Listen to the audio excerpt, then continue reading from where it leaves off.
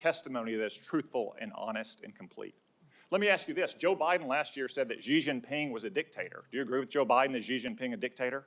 Senator, I'm not going to comment on any world leaders.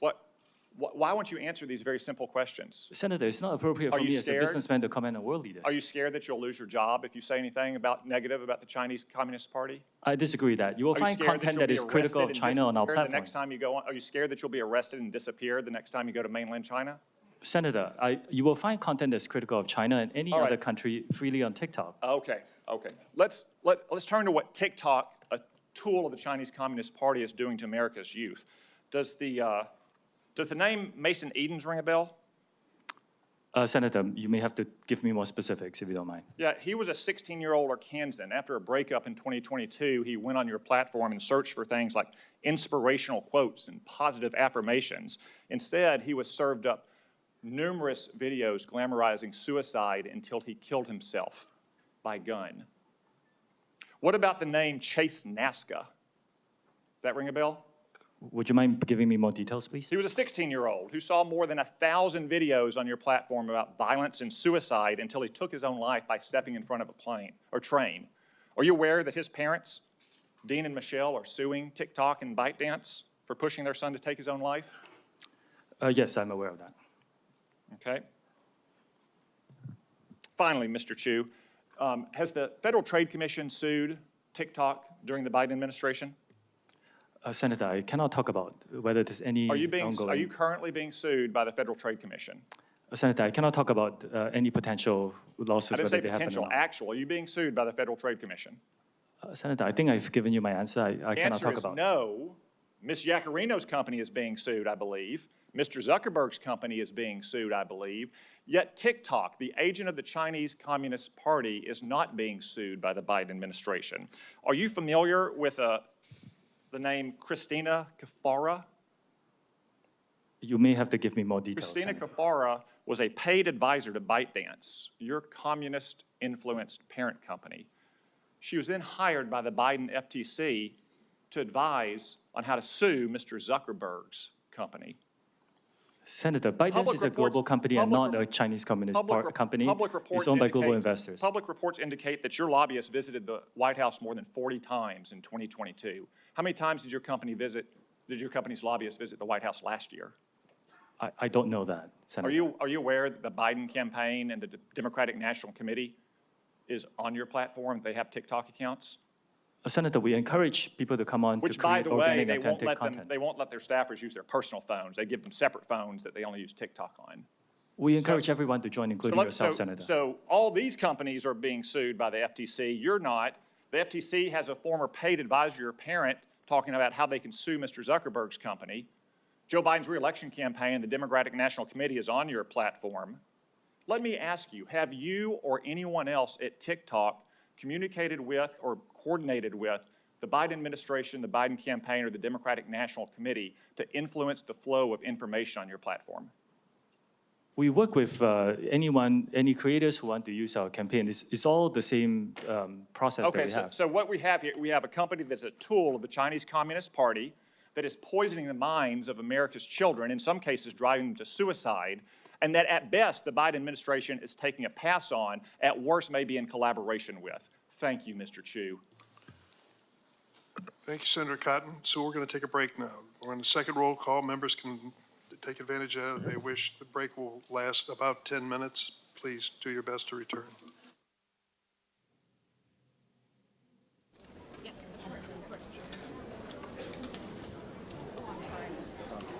Are you trying to go through this? We're going to meet some families. Got it. Okay. I think these guys are also coming this way. Just FYI. Excuse us. Sorry. Excuse us. Watch your step. I'm employed by Santa Clarita, California. Just watch your step there. Just watch your step there. Thank you. Just watch your step.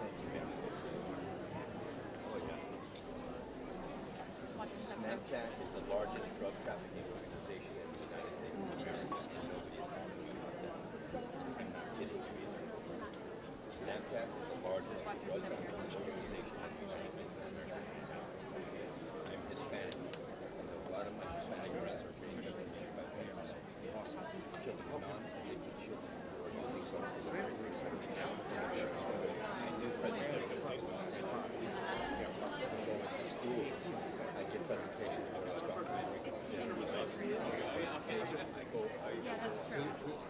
got a Sam too. So there's a room because we feel that we might have been abandoned. But this right here, what you guys have right now, you're here, and you guys are just very passionate about this topic.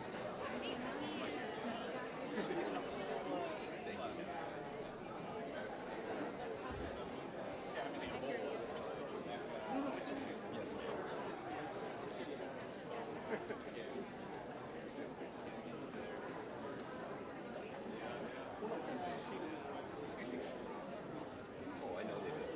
I know they do. By the way, they're saying that we're not able to sue. I apologize for interrupting. We have an attorney that has an active I get it. I get it. 12 allegations survived to go to trial and full discovery. The broadest power anyone's ever had against a social media company. And if we break through, none of this will be This is necessary. the very first time that we've been able to put a chink in their Social media victims law firm has been representing us for 3 years. In Washington State, here today, Washington State,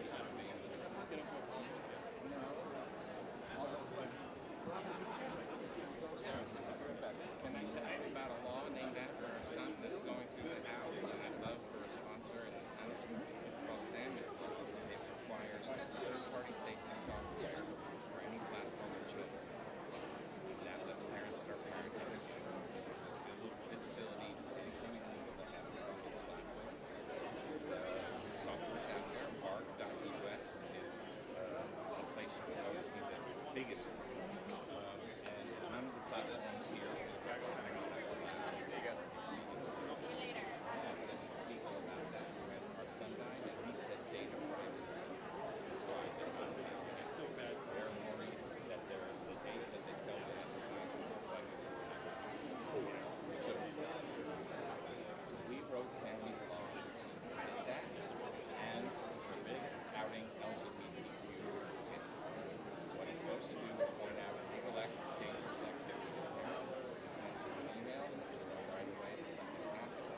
I could have gone in and interrupted the drug deal that killed my son. I think he wants outside. But hey, Mark. 16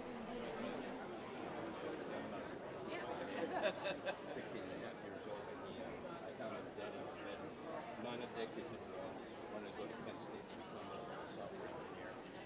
And he suffered from ADHD and severe depression, very highly systemic. And he reached out to a drug dealer on Snapchat, talked to him about blue and $30.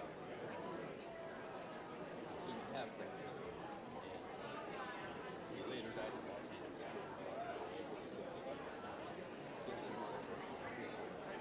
There's the Organization for Social Media Safety. Social media safety. And he wrote Sammy's Law, and he is by parents' right. And your counsel, very distinguished counsel, former colleague. Long time ago in Bright Sherman's office.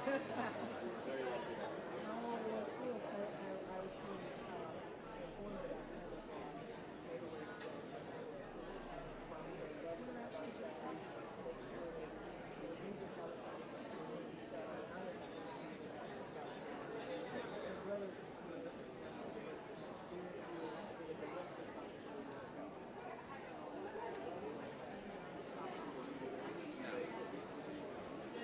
Yeah, we're absolutely here. I'll share all of our legislative proposals with staff. We have Sammy'sLaw.org, a website that spells it all out, and just via PDFs. Bipartisan, No apostrophe, just Sammy's Law. and we're running proposals in South Carolina too.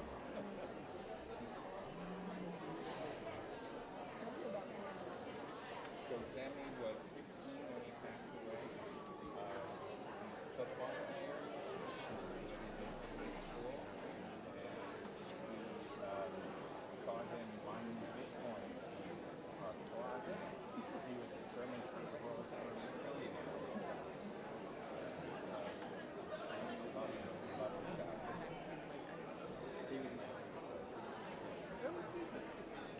He was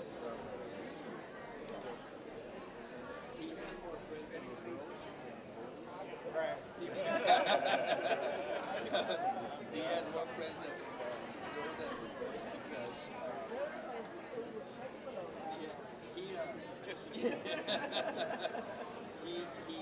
said because he gave the best girlfriend advice in the whole world. He would open doors when they went to go sit down. He would pull out their chairs. Here's another picture of myself. And he's expensive. He left tons of Yes. But we've been going all through Los Angeles County. We've been working I work with Los Angeles Police Department as well. I've been helping testify in Congress and in the Senate.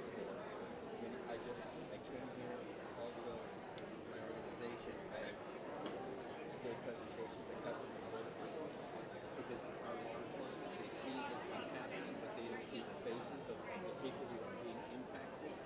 So when they see our presentations, I've had I should say, the Drug Enforcement Administration yesterday, Special Operations Team, and I was saying about 125 agents we had in the team. They're very empathetic. They're at Long Beach. Okay. But this is, fentanyl is the first time in the history of the United States that a drug, I call it a poison, does not discriminate your race, doesn't discriminate color, it doesn't discriminate your religion, it doesn't discriminate your socioeconomic status. It's taking everybody. And the propagation of these drugs in social media apps like Snapchat is sick. She's also a good friend of ours. She was the one who first contacted us. Her name is Gretchen T. Oh, this is her attorney too. Hello. This is the man. Very good to see you. He's the man that's going to change this whole. Thank you. I really tried to be something here. We're much accomplished now. We are. We've had some great rulings with testify. We like California law better than federal law. So we're going to stay with it. That would be great.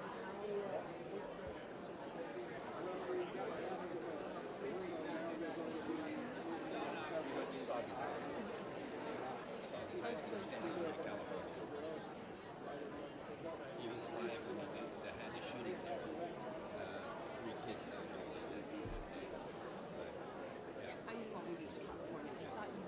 I had a phone call with Spiegel after my son died, and I asked him about his office. The only thing he tends to be they weren't even in the process of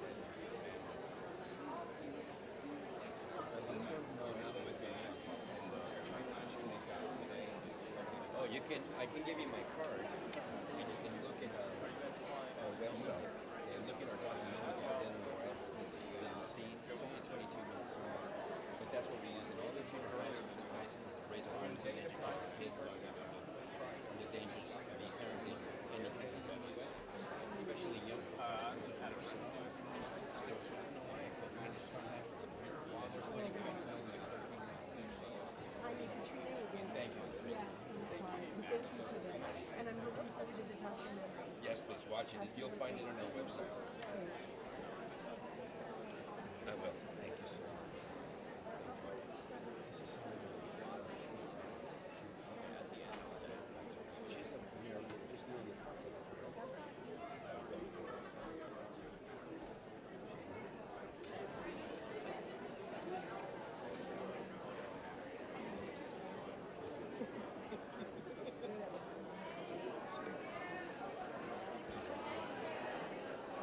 Can we get a picture? Yeah, we were just going to see if we wanted to because we're about to read. Yes, please. I'm just worried. I'm just a constituent. I belong with my husband in his business.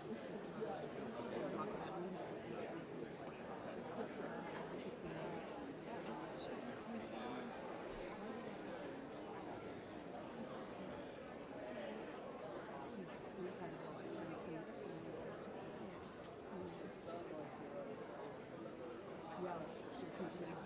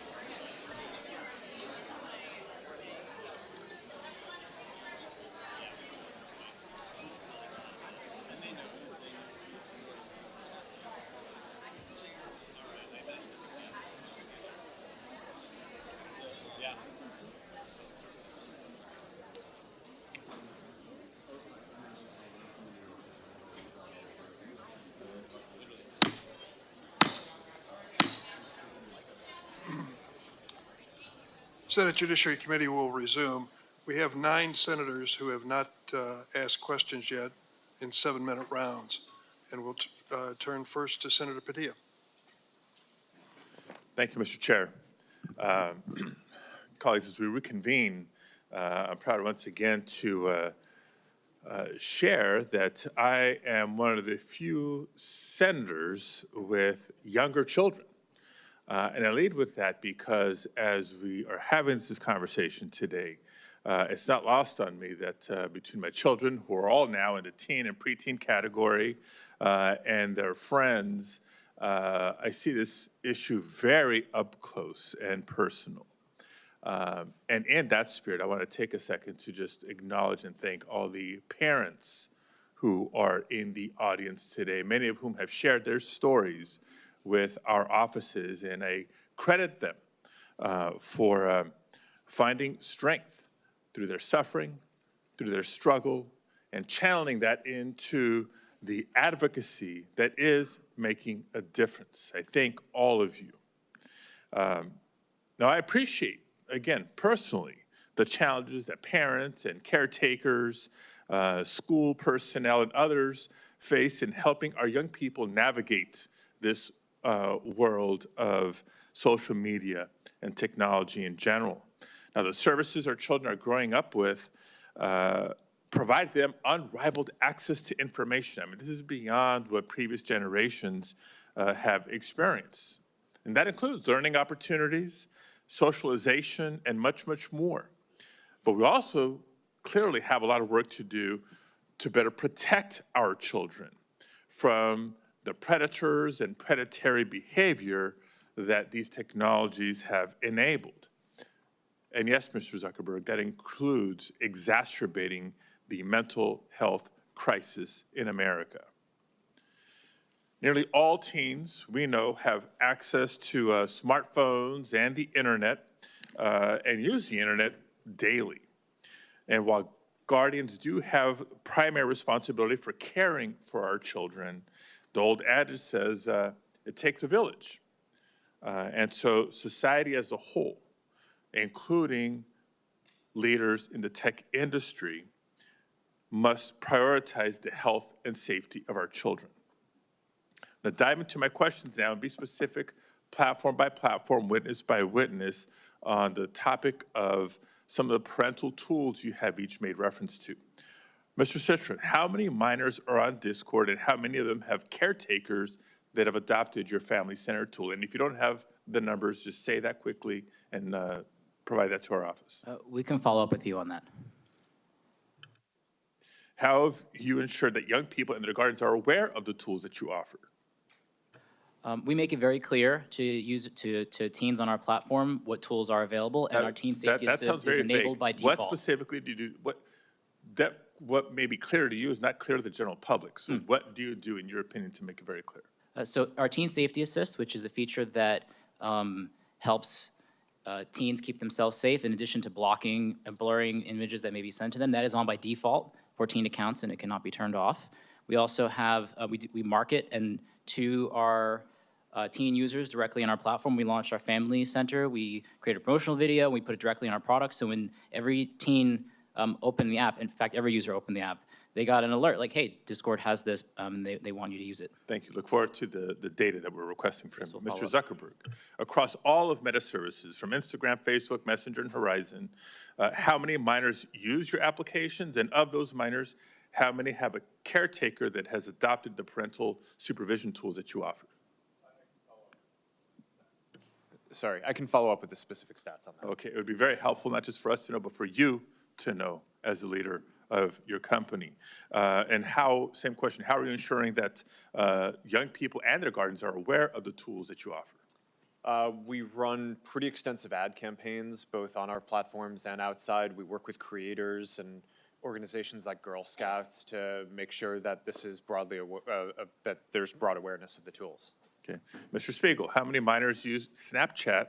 And of those minors, how many have caretakers that are registered with your family center?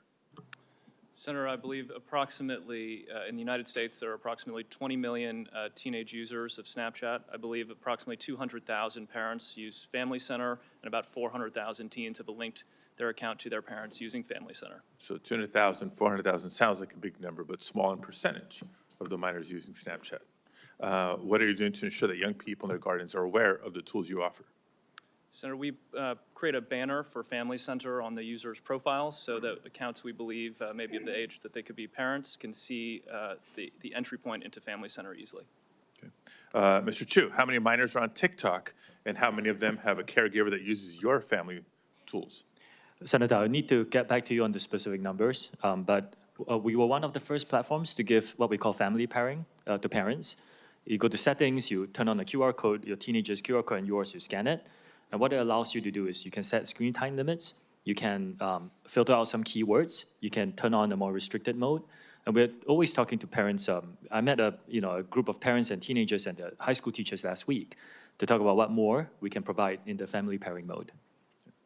Ms. Yacarino, how many minors use X, and are you planning to implement safety measures or guidance for caretakers like your peer companies have? Thank you, Senator. Less than 1% of all U.S. users are between the ages of 13 and 17. Less than 1% out of how many? Of 90 million U.S. users. Okay, so still hundreds of thousands. Continue. Yes, yes, and every single one is very important. Being a 14-month-old company, we have reprioritized child protection and safety measures, and we have just begun to talk about and discuss how we can enhance those with parental controls. Let me continue with a follow-up question for Mr. Citron. In addition to keeping parents informed about the nature of various internet services, there's a lot more we obviously need to do. For today's purposes, while many companies offer a broad range of quote-unquote user empowerment tools, it's helpful to understand whether young people even find these tools helpful. So appreciate you sharing your Teen Safety Assist and the tools and how you're advertising it, but have you conducted any assessments of how these features are impacting minors' use of your platform? Our intention is to give teens tools, capabilities that they can use to keep themselves safe, and also so our teams can help keep teens safe.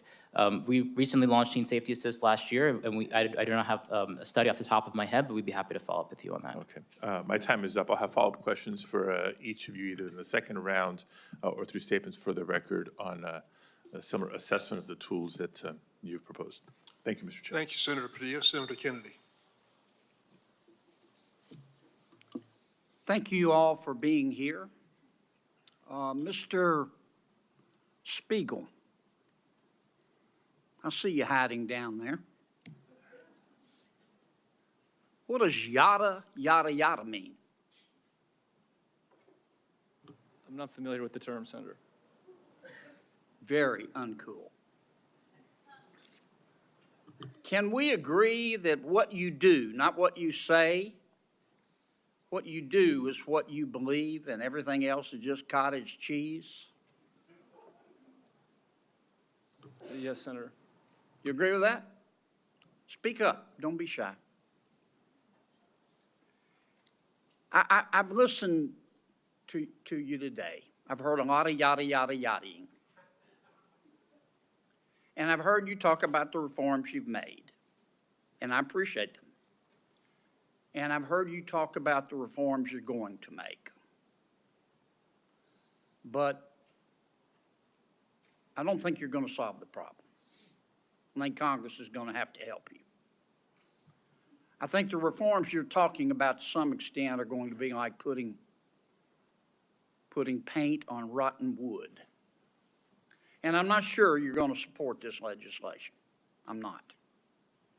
The fact is that you and some of your internet colleagues who are not here are no longer, you're not companies, you're countries. You're very, very powerful. And you and some of your colleagues who are not here have blocked everything we have tried to do in terms of reasonable regulation. Everything from privacy to child exploitation. And in fact, we have a new definition of recession.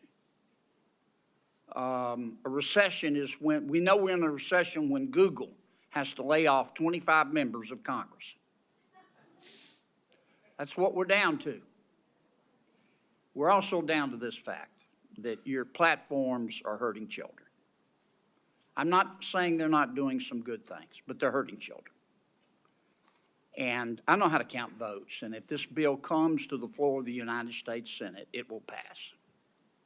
What we're going to have to do, and I say this with all the respect I can muster, is convince my good friend Senator Schumer to go to Amazon, buy a spine online, and bring this bill to the Senate floor.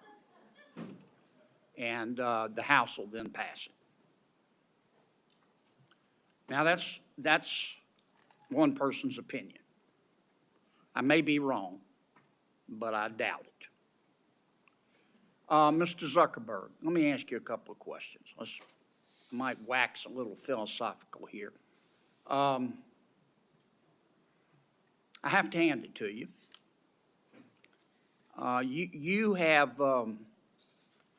You have convinced over 2 billion people to give up all of their personal information, every bit of it, in exchange for getting to see what their high school friends had for dinner Saturday night. That's pretty much your business model, isn't it? It's not how I would characterize it. And we give people the ability to connect with the people they care about and to engage with the topics that they care about. And you take this information, this abundance of personal information, and then you develop algorithms to punch people's hot buttons, and steer to them information that punches their hot buttons again and again and again to keep them coming back and to keep them staying longer.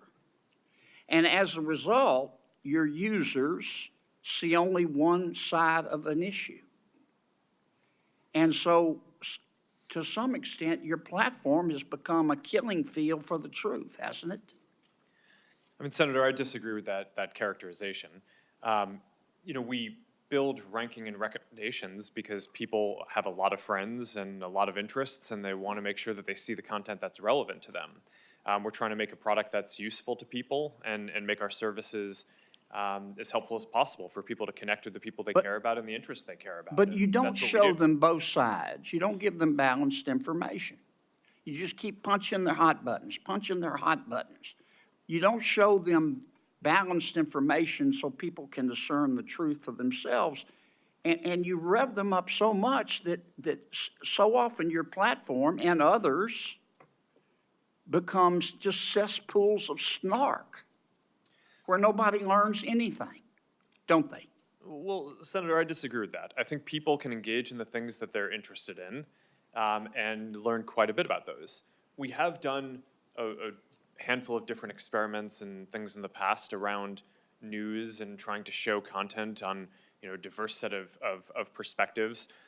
I think that there's more that needs to be explored there, but I don't think that we can solve that by ourselves. One of the things that I saw... I'm sorry to cut you off, Mr. President, but I'm going to run out of time.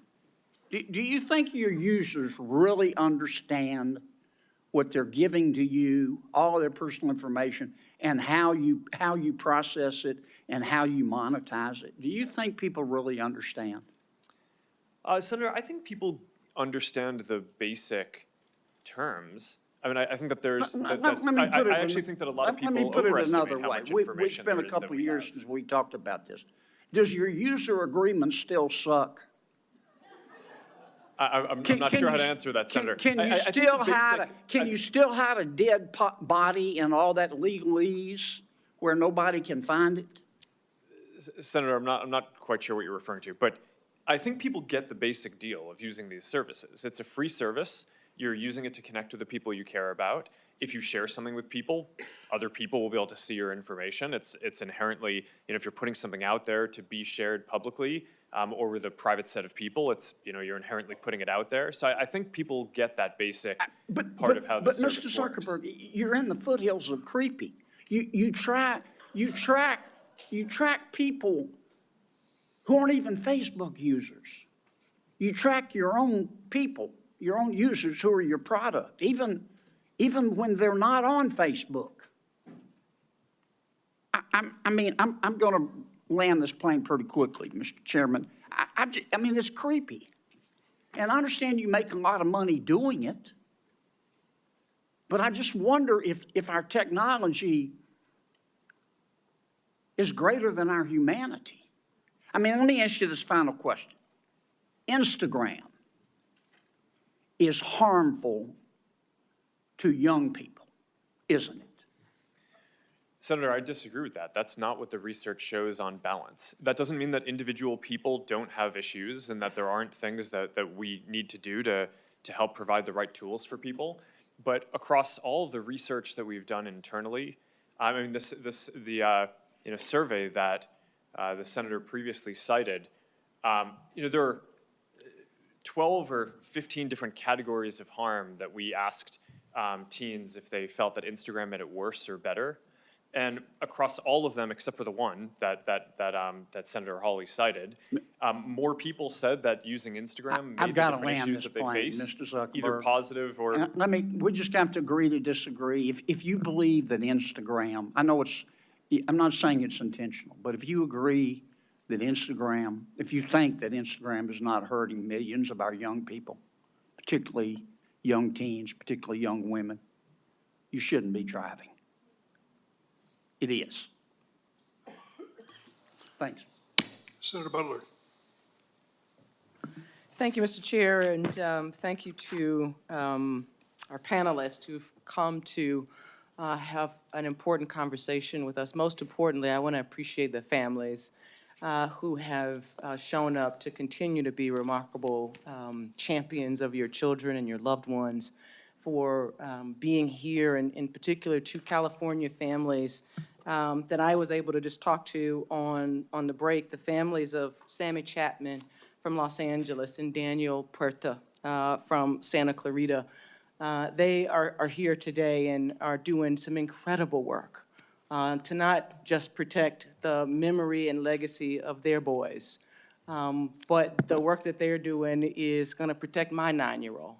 And that is indeed why we're here. There are a couple questions that I want to ask some individuals. Let me start with a question for each of you.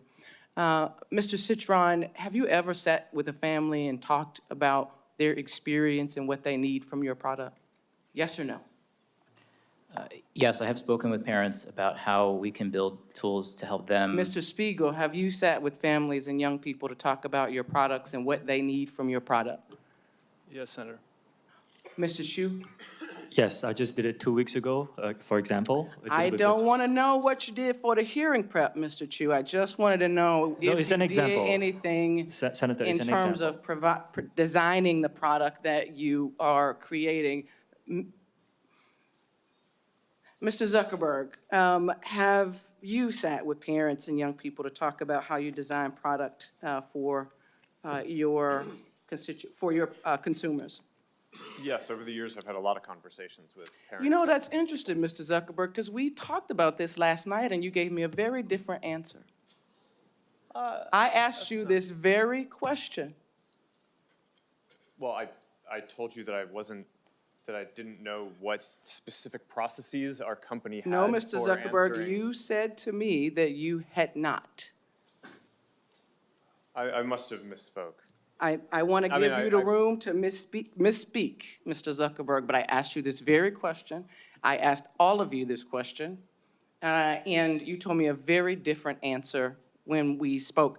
But I won't belabor it. Can I, a number of you have talked about Ms. Giacarino, have you talked to parents directly, young people, about designing your product? As a new leader of X, the answer is yes. I've spoken to them about the behavioral patterns because less than 1% of our users are in that age group, but yes, I have spoken to them.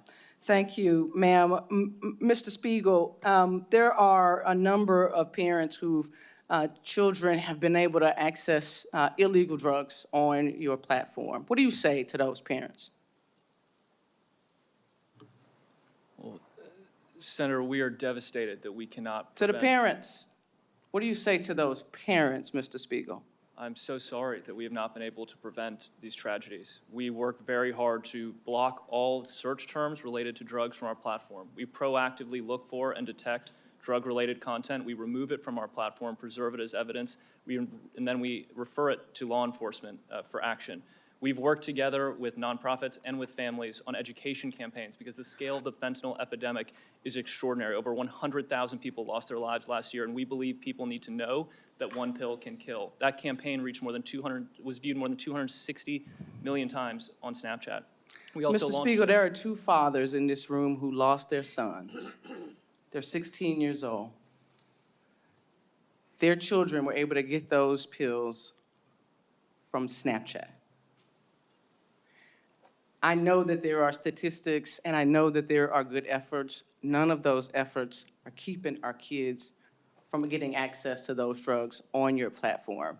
As a California company, all of you, I've talked with you about what it means to be a good neighbor and what California families and American families should be expecting from you. You owe them more than just a set of statistics. And I look forward to you showing up on all pieces of this legislation, all of you, showing up on all pieces of legislation to keep our children safe. Mr. Zuckerberg, I want to come back to you. I talked with you about being a parent to a young child who doesn't have a phone, is not on social media at all. And one of the things that I am deeply concerned with as a parent to a young Black girl is the utilization of filters on your platform that would suggest to young girls utilizing your platform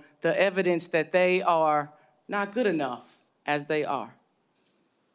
I want to ask more specifically and refer to some unredacted court documents that reveal that your own researchers concluded that these face filters that mimic plastic surgery negatively impact youth mental health indeed and well-being. Why should we believe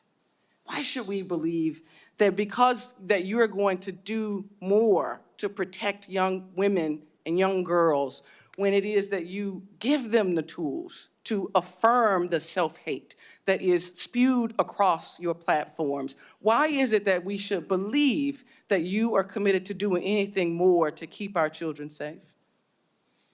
Sorry, there's a lot to unpack there. There We is give a lot. people tools to express themselves in different ways. And people use face filters and different tools to make media and photos and videos that are fun or interesting across a lot of the different products that are Plastic here. surgery pens are good tools to express creativity. Senator, I'm not speaking to that Skin lightening specifically. tools are tools to Senator, express I'm creativity. This is I'm the not direct thing defending- that I'm asking Yeah, I'm not about. defending any specific one of those. I think that the ability to kind of filter and edit images is generally a useful tool for expression. For that specifically, I'm not familiar with the study that you're referring to, but we did make it so that we're not recommending this type of content to teens. I made no reference to a study, to court documents that revealed your knowledge of the impact of these types of filters on young people generally, young girls in particular. Senator, I and disagree with that characterization. I think that there have with been hypotheses. court documents? I haven't seen any document that says Okay, that, Mr. Zuckerberg, my time is up. I hope that you hear what is being offered to you and are prepared to step up and do better. I know this Senate committee is going to do our work to hold you to greater account. Thank you, Mr. Chair. Senator Tillis?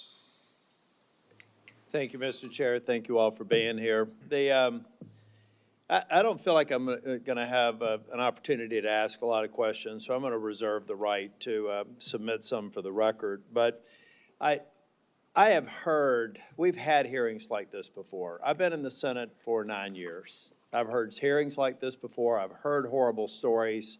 about people who have died, committed suicide, been embarrassed.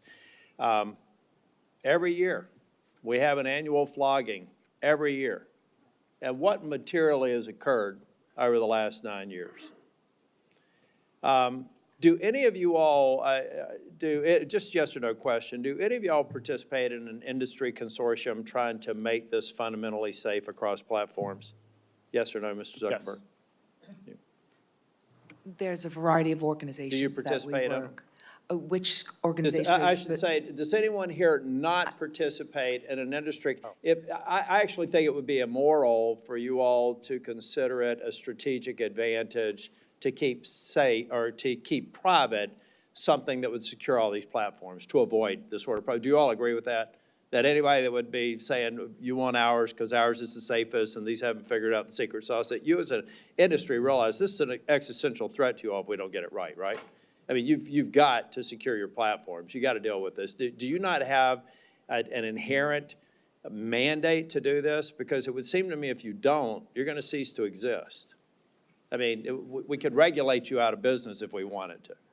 And the reason I'm saying it may sound like a criticism. It's not a criticism. I think we have to understand that there should be an inherent motivation for you to get this right. Our Congress will make a decision that could potentially put you out of business. Here's the reason I have a concern with that, though. I just went on the internet while I was listening intently to all the other members speaking, and I found a dozen different platforms outside the United States, 10 of which are in China, 2 of which are in Russia. Their daily average subscriber or active membership numbers in the billions.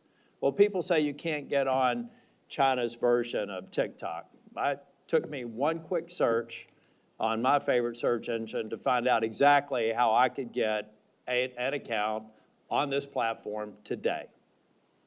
And so the other thing that we have to keep in mind, I come from technology. I could figure out, ladies and gentlemen, I could figure out how to influence your kid without them ever being on a social media platform. I can randomly send text and get a bite and then find out an email address and get compromising information.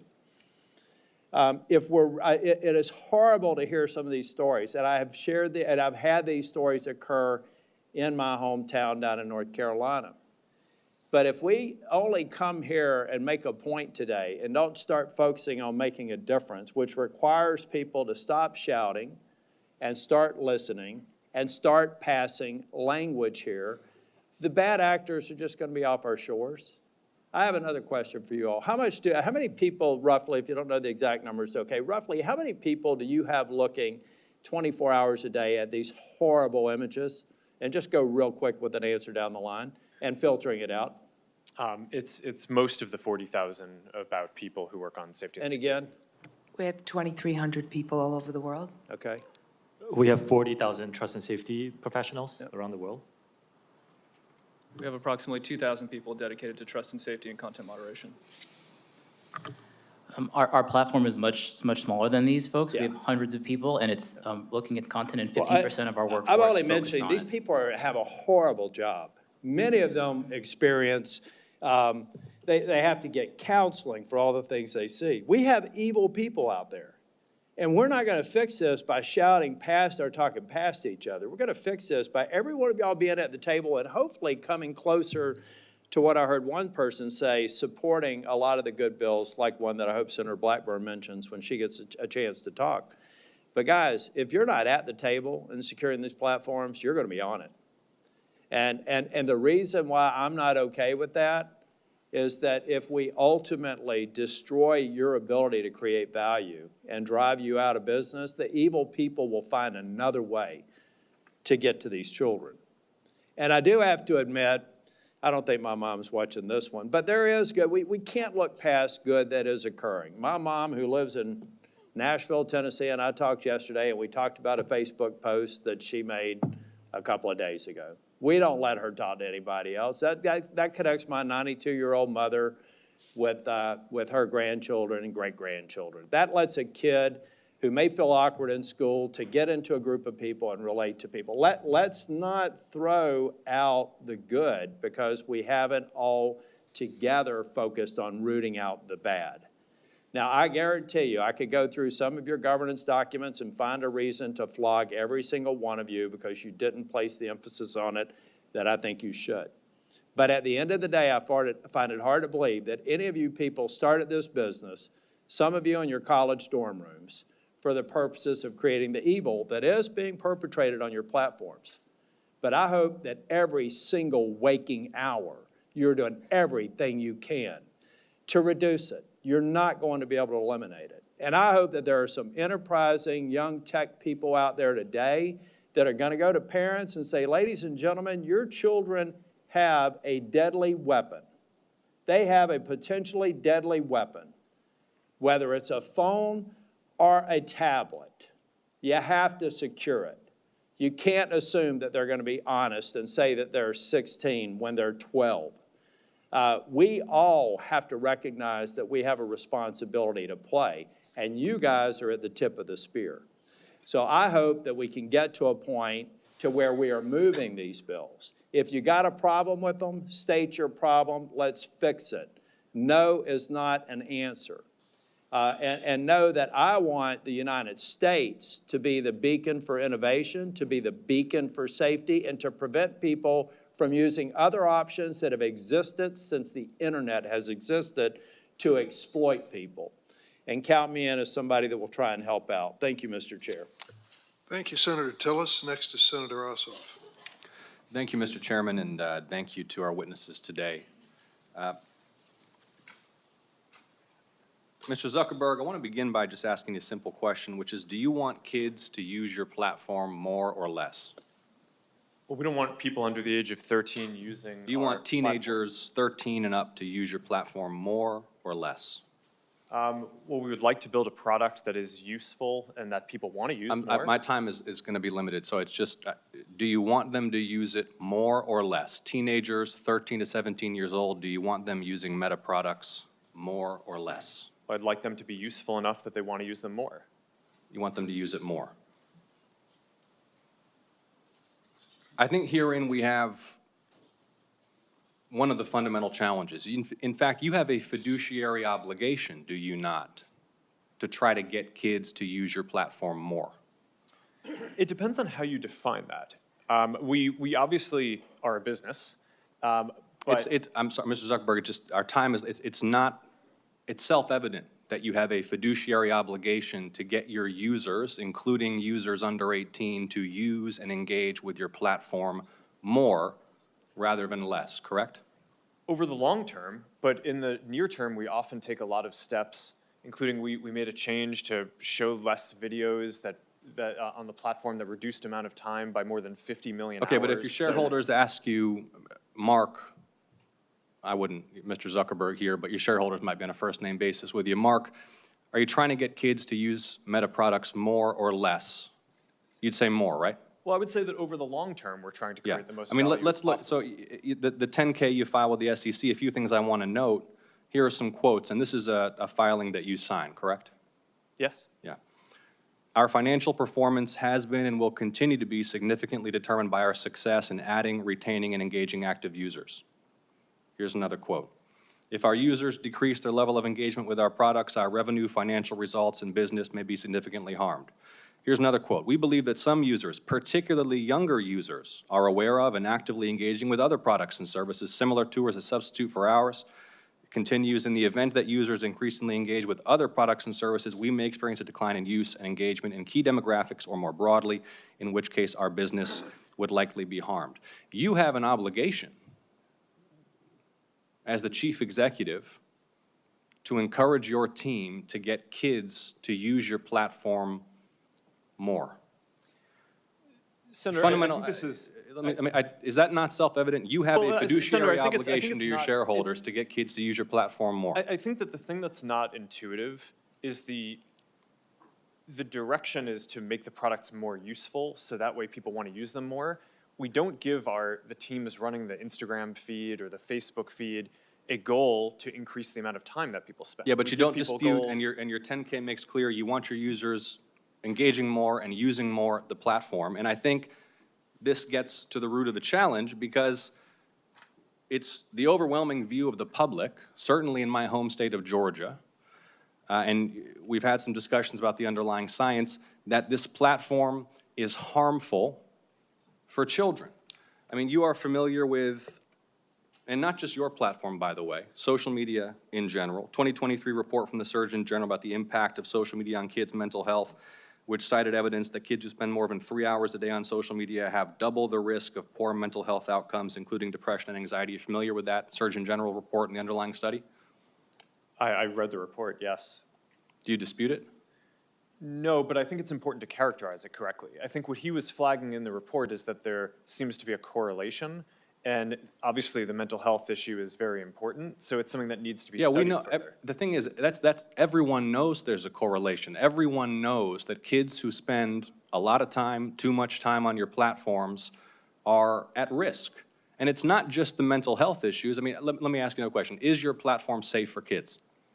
I believe it is, but there's an important difference between correlation and causation.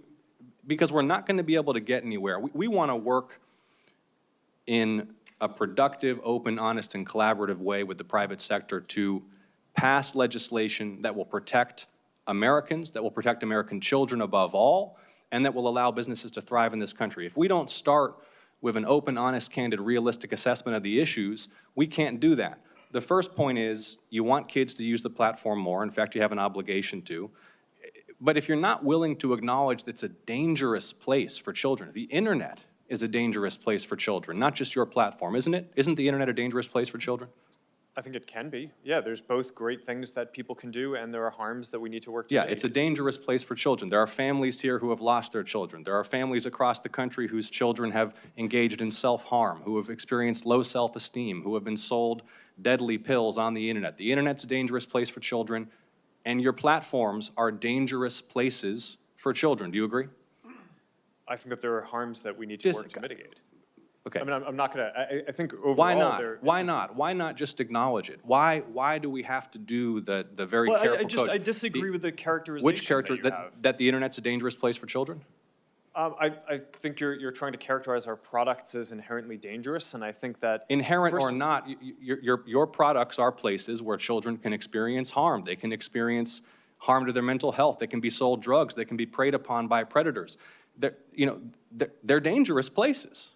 And yet, you have an obligation to promote the use of these platforms by children. And look, all I'm trying to suggest to you, Mr. Zuckerberg, and my time is running short,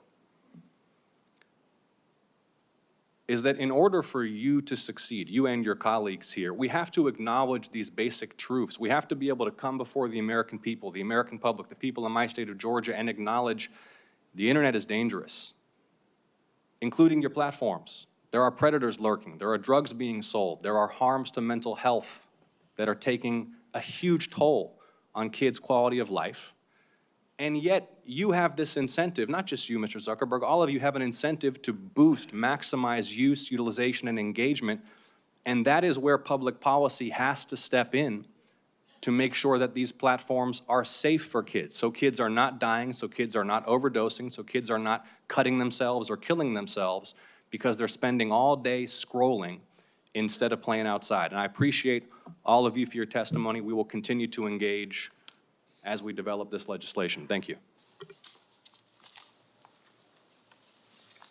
Senator from Tennessee.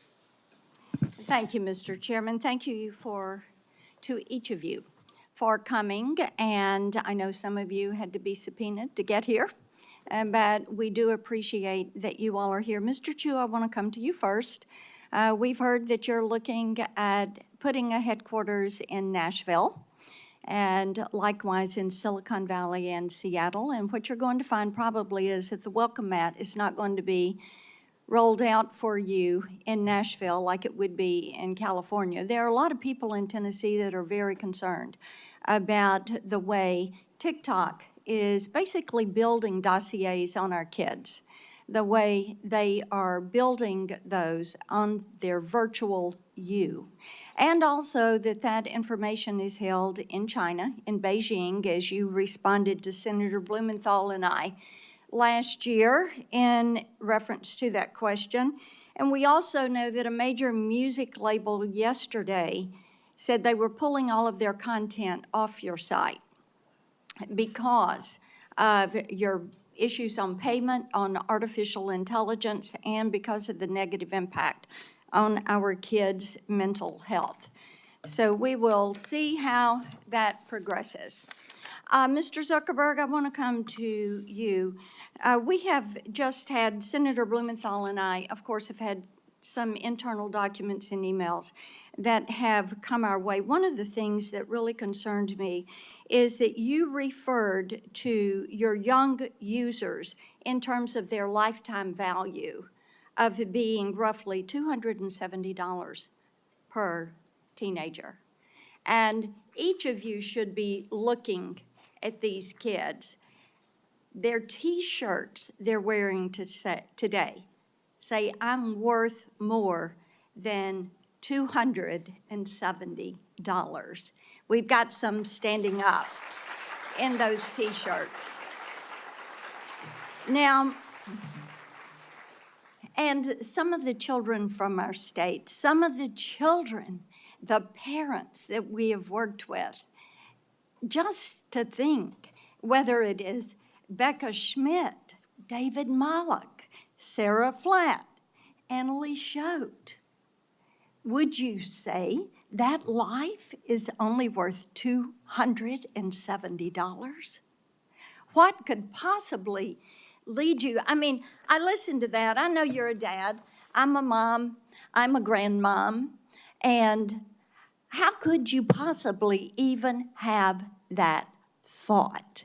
It is astounding to me. And I think this is one of the reasons that states, 42 states are now suing you because of features that they consider to be addictive, that you are pushing forward.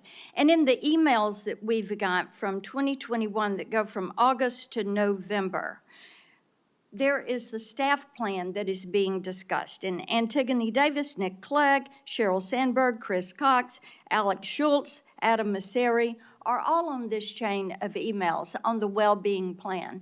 And then we get to one, Nick did email Mark for emphasis, to emphasize his support for the package, but it sounds like it lost out to various other pressures and priorities.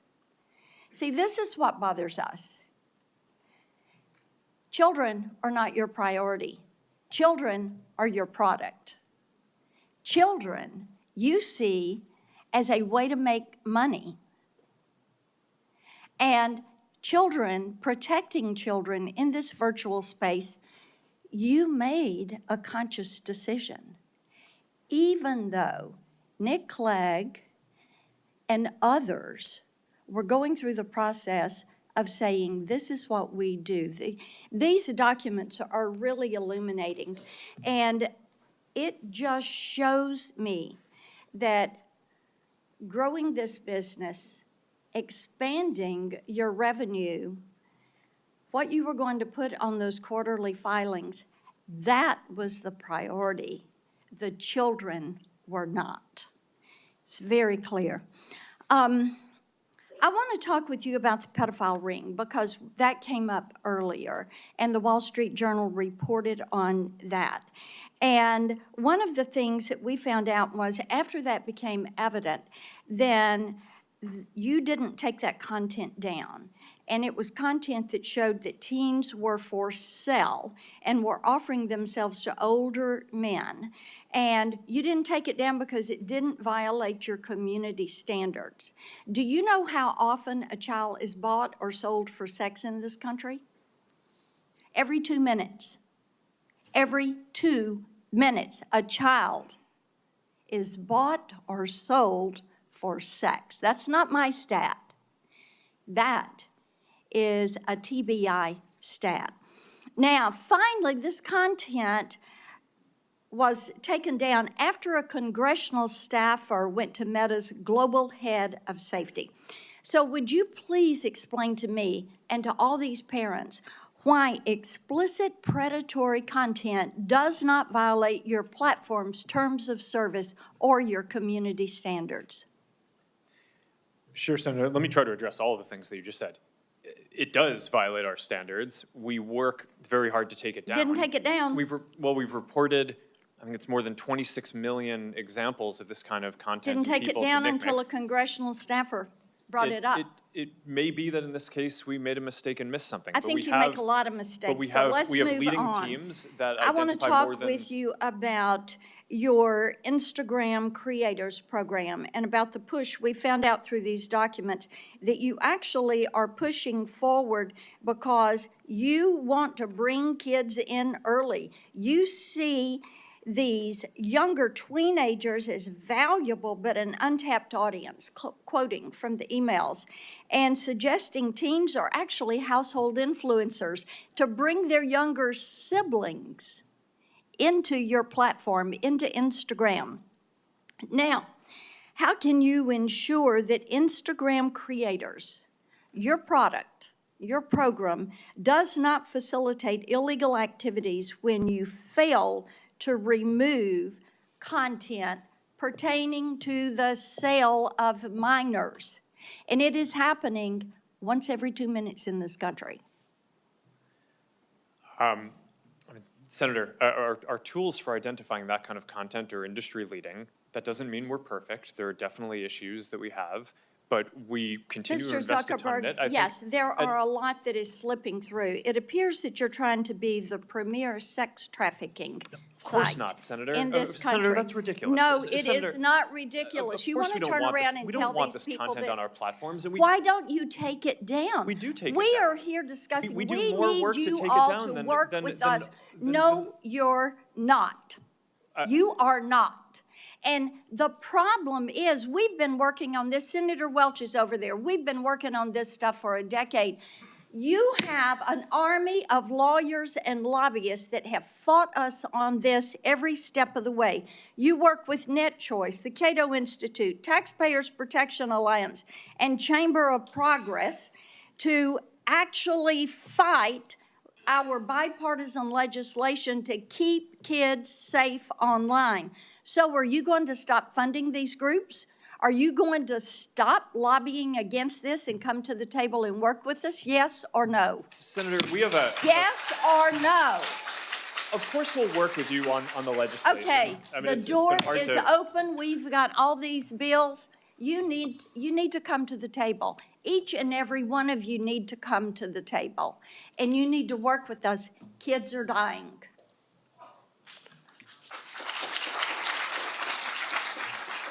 Senator Welch? I want to thank my colleague, Senator Blackburn, for her decade of work on this. I actually have some optimism. There is a consensus today that didn't exist, say, 10 years ago, that there is a profound threat to children, to mental health, to safety. There's not a dispute. That was in debate before. That's a starting point. Secondly, we're identifying concrete things that can be done in 4 different areas. 1 is industry standards. 2 is legislation. 3 are the courts. And then 4 is a proposal that Senator Bennett, Senator Graham, myself, and Senator Warren have to establish an agency, a governmental agency, whose responsibility would be to engage in this on a systematic, regular basis with proper resources. And I just want to go through those. I appreciate the industry standard decisions and steps that you've taken in your companies. But it's not enough, and that's what I think you're hearing from my colleagues. Like, for instance, where there are layoffs, and it is in the trust and verify programs, that's alarming because it looks like there is a reduction in emphasis on protecting things. Like, you just added, Ms. Iacarino, 100 employees in Texas in this category. And how many did you have before? The company is just coming through a significant restructuring. So we've increased the number of trust and safety employees and agents all over the world by at least 10% so far in the last 14 months, and we will continue to do so, specifically in Austin, Texas. All right, Mr. Zuckerberg, my understanding is there have been layoffs in that area as well. There's added jobs there at Twitter, but at Meta, have there been reductions in that? There have been across the board, not really focused on that area. I think our investment is relatively consistent over the last couple of years. All right, We well- invested almost $5 billion in this work last year, and I think this year will be on the same order of magnitude. All right, and another question that's come up is when, to the horror of a user of any of your platforms, somebody has an image on there that's very compromising, often of a sexual nature. Is there any reason in the world why a person who wants to take that down can't have a very simple same-day response to have it taken down? I'll start with Twitter on that. I'm sorry, Senator, I was taking notes. Could you repeat the question? Well, there's a lot of examples of a young person finding out about an image that is of them and really compromises them and actually can create suicidal thoughts. And they want to call up or they want to send an email and say, take it down. I mean, why is it not possible for that to be responded to immediately? Well, we all strive to take down any type of violative content or disturbing content immediately. At X, we have increased our But capabilities shouldn't with a that be, shouldn't that two-step just be a reporting standard? process. If I'm a parent or I'm a kid and I want this down, shouldn't there be methods in place where it comes down? You can see what the image is. Yes. An Mr. Zuckerberg, go ahead. ecosystem-wide standard would improve and actually enhance the experience for users at all our platforms. All right. There actually is an organization that I think a number of the companies up here are a part of called Take It Down. It's some technology that we and a few others All right, built so that you basically. all are in favor of that, because this that already is going to give exists. some peace of mind to people, all right? It really, really matters. I don't have that much time, so we've talked about the legislation, and Senator Whitehouse had asked you to get back with your position on Section 230, which I'll go to in a minute, but I would welcome each of you responding as to your company's position on the bills that are under consideration in this hearing, all right? I'm just asking you to do that. Third, the court. This big question of Section 230. And today, I'm pretty inspired by the presence of the parents who have turned their extraordinary grief into action and hope that other parents may not have to suffer what for them is a devastating, for everyone, a devastating loss. Senator Whitehouse asked you all to get back very concretely about Section 230 and your position on that. But it's an astonishing benefit that your industry has that no other industry has. They just don't have to worry about being held accountable in court if they're negligent. So you've got some explaining to do, and I'm just reinforcing Senator Whitehouse's request that you get back specifically about that. And then finally, I want to ask about this notion, this idea of a federal agency who's resourced and whose job is to be dealing with public interest matters that are really affected by big tech. It's extraordinary what has happened in our economy with technology, and your companies represent innovation and success. But just as when the railroads were ascendant and were in charge and ripping off farmers because of practices they were able to get away with, just as when Wall Street was flying high, but there was no one regulating blue sky laws, we now have a whole new world in the economy. And Mr. Zuckerberg, I remember you testifying in the Energy and Commerce Committee, and I asked you your position on the concept of a federal regulatory agency. My recollection is that you were positive about that. Is that still the case? I think it could be a reasonable solution. There are obviously pros and cons to doing that versus through the normal the current structure of having different regulatory agencies focused on specific issues. Right. But because a lot of the things trade off against each other, like one of the topics that we talked about today is encryption, and that's obviously really important for privacy and security. Right. But it Can we makes just some go down areas- the line? I'm at the end, Sure. but thank you. Mr. Giacomino? Senator, I think the industry initiative to keep those conversations going would be something X would be very, very proactive about. If you think about our support of the REPORT Act, the SHIELD Act, the Stop CSAM Act, our support of the Project Safe Childhood Okay. Act, I think our intentions are clear to participate and Mr. to Shu? lead here. Yeah. Senator, we support national privacy legislation, for example, so that sounds like a good idea. We just need to understand what it means. All right. Mr. Spiegel? Senator, we'll continue to work with your team, and we'd certainly be open to exploring the right regulatory body for big technology. But the idea of a regulatory body is something that you can see has merit. Yes, Senator. And Mr. Sifrin? Yeah, we're very open to working with you and our peers and anybody on helping make the internet a safer place. You know, I think you mentioned this is not a one-platform problem. Right. So we do look to collaborate with other companies and with nonprofits in the government. Okay. to I make it thank safer you for all. everybody. Mr. Chairman, I yield back. Thank you, Senator Welch. Well, we're going to conclude this hearing, and thank you all for coming today. You probably have your scorecard out there. You've met at least 20 members of this committee and have your own impressions of their questioning, their approach, and the like. But the one thing I want to make clear as chairman of this committee for the last 3 years is this was an extraordinary vote on an extraordinary issue. A year ago, we passed 5 bills unanimously in this committee. You heard all the senators. Every spot on the political spectrum was covered. Every single senator voted unanimously in favor of the 5 pieces of legislation we've discussed today. It ought to tell everyone who follows Capitol Hill and Washington a pretty stark message. We get it, and we live it. As parents and grandparents, we know what our daughters and sons and others are going through. They cannot cope. They cannot handle this issue on their own. They're counting on us as much as they're counting on the industry to do the responsible thing. And some will leave with impressions of our witnesses and the companies they represent, that you're right as an American citizen.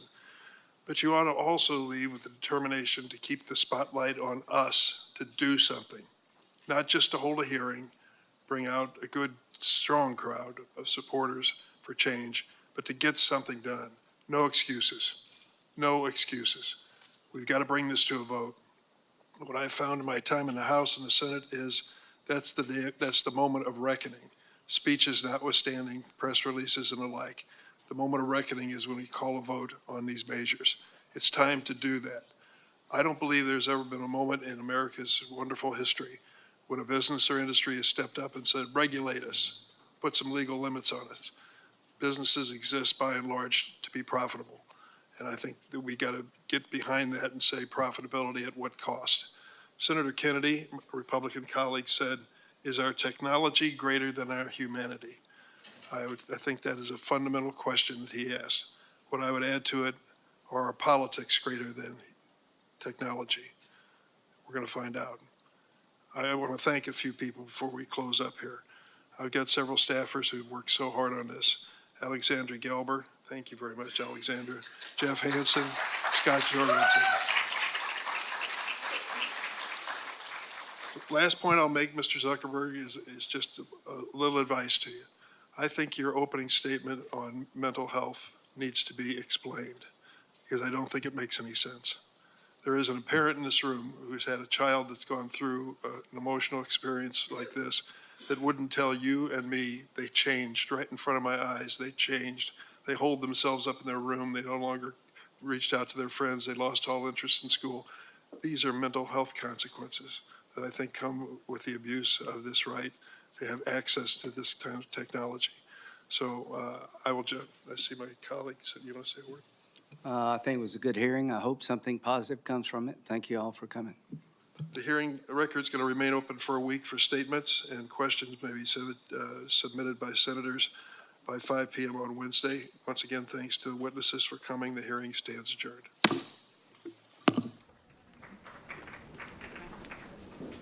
Just keep it path here, folks. Good, thank you. Watch your step here. Thank you. Watch your step here.